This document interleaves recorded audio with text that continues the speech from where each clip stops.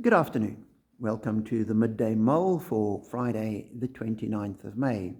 With McShane, as we work our way through Isaiah, we read chapter 30 today, which begins, "Woe to the obstinate children, declares the Lord, to those who carry out plans that are not mine, forming an alliance, but not by my spirit, heaping sin upon sin, who go down to Egypt without consulting me, who look for help to Pharaoh's protection, to Egypt's shade for refuge.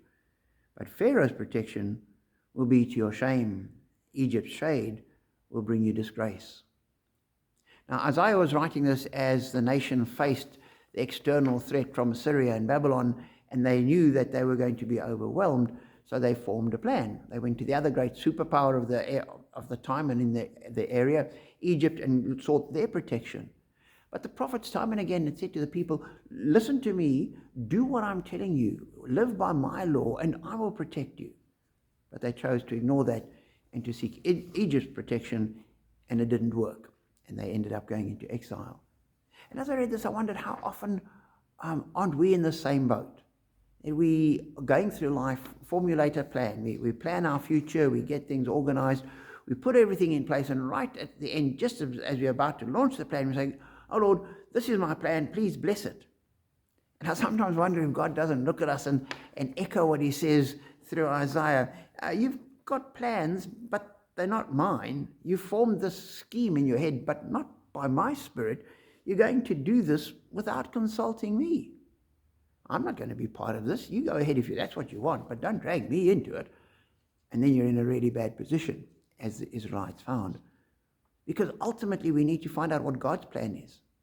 Because he says elsewhere in Scripture, "I know the plans I have for you, declares the Lord, plans to prosper you and give you a future and a hope."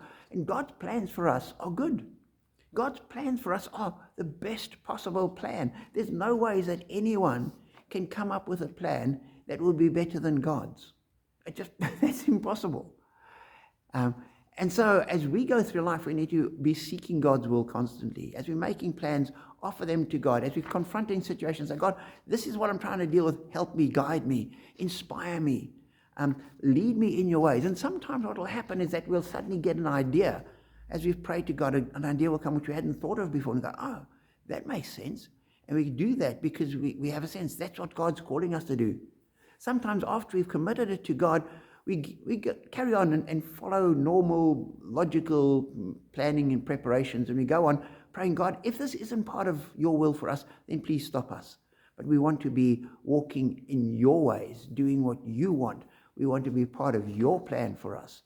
We don't want to go off on our own. And as we do that, we are richly blessed. So be encouraged to look to God, to wait on God, to pray to God, to listen to God, and to trust that he will guide you. Be blessed.